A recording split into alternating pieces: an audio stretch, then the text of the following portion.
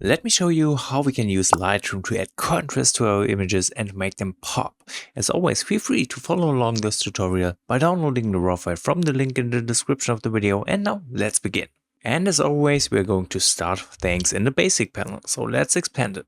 The first thing I want to do for this shot is to change the profile. I'm going to choose Adobe Landscape because this will bring up the base saturation. Other than that, this has nothing to do with the contrast at this point, but for the next step, let's focus on giving this image punch. The very first thing I'm noticing here is the sky. It's super bright and we don't have much details. I want to have some visible cloud structure in here. For that, I'm going to drop the highlights. I'm going to drop them quite heavily, as you can see.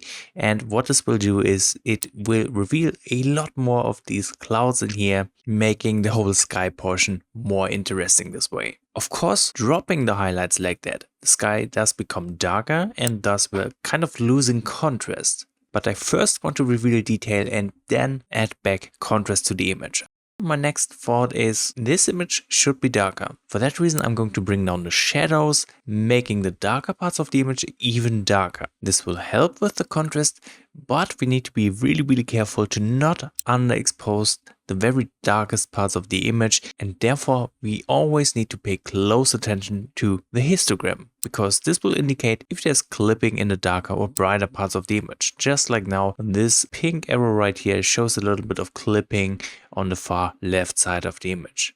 But at this point, that's not a big deal because we can fix that using the blacks slider. So I'm going to bring up the blacks a little bit, and with that, I just want to fix the clip parts in the darker areas. And just like that, they are gone.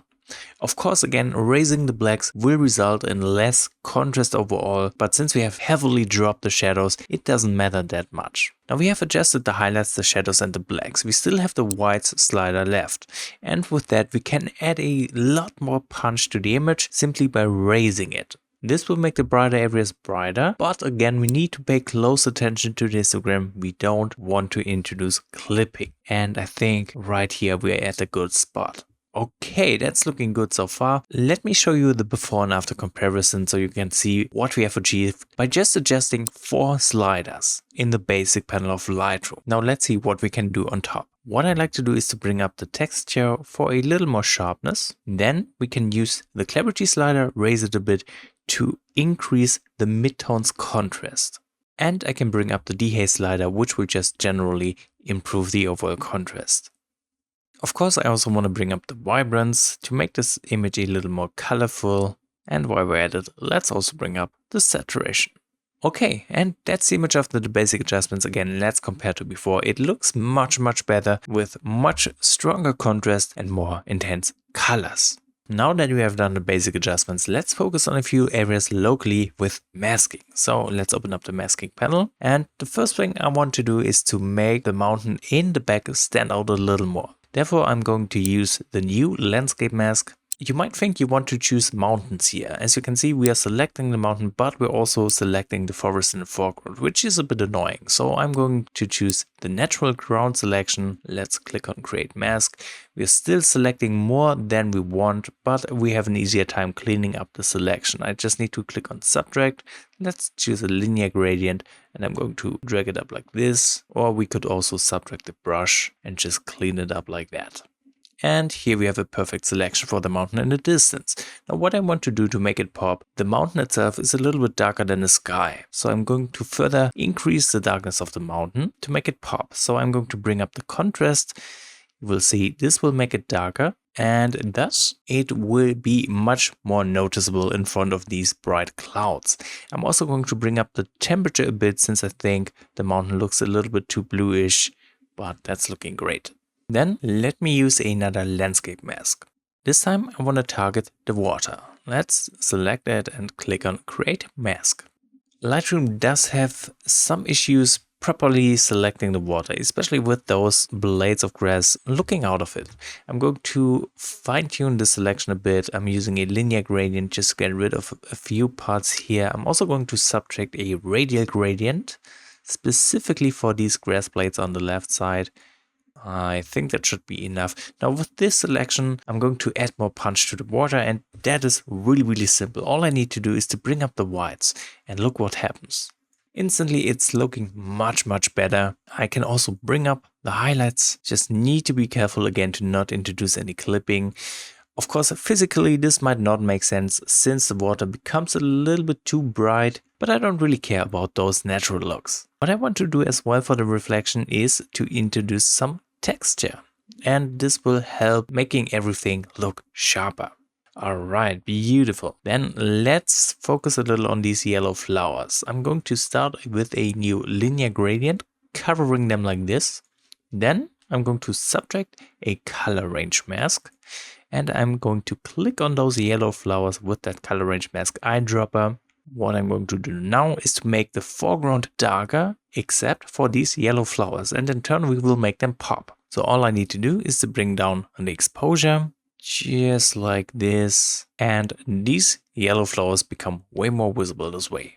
Okay, now there's not much left to do. Let me create a sky mask. I do want to add a little more contrast to the sky, so I'm going to simply use the contrast slider here. Wonderful. Then there's one more mask I want to create, and that's for these highlights in the forest. So let's see, I want to start with another select landscape mask. Let me choose the mountains. Let's click create mask, and I'm going to subtract using the brush. So we don't need the forest that lies in the shadows. I just want to affect the brighter highlights of the forest on the right side. So I think that's a pretty good selection. What I'm going to do next is to increase the exposure, making that part of the forest brighter.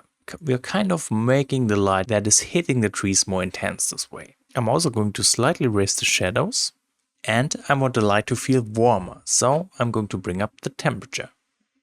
Perfect. And that's the image after the masking adjustments. Let me show you how it looked like before to after. Much better again, big transformation. Now we can focus a little on the color grading, and within the color grading there will be more things with which we can fine tune the contrast. So let's open up the color mixer, and right away let's start with the luminance. Here we can target the yellow luminance and bring it up. This will again make the lights in the forest on the right side brighter. Just need to be careful to not introduce any overexposure, but that's looking great. I'm also going to bring down the blue luminance, which will make the sky darker. Now I want to head over into the saturation tab. I want to boost these warmer tones of the image, so I'm going to bring up a yellow, and I'm also going to bring up green. And let's drop the blue saturation because I really don't like the blue tones of the sky in this image. Okay, I'm also going to head into the hue panel, and I want to change the yellow hue, bringing it down slightly just to make the light on the forest a little warmer this way. Okay, nice. Then we can also use some split toning through the color grading panel to not only add some creative colors, but also boost the contrast. Let's start with the highlights. Of course, we want to keep the highlights warm, so let's adapt the hue. I'm going with the color in the yellow range, and I'm going to bring up the saturation quite a bit. Actually, let me bring down the hue. I do want to introduce a more orange-like tint right around here. And after adjusting hue and saturation, we can make use of the luminance slider, which will affect the brightness of the highlights. So we don't want to make it darker, we want to make it brighter to add contrast. I'm going to drag out the luminance slider for that. And again, pay close attention to the histogram to not overexpose.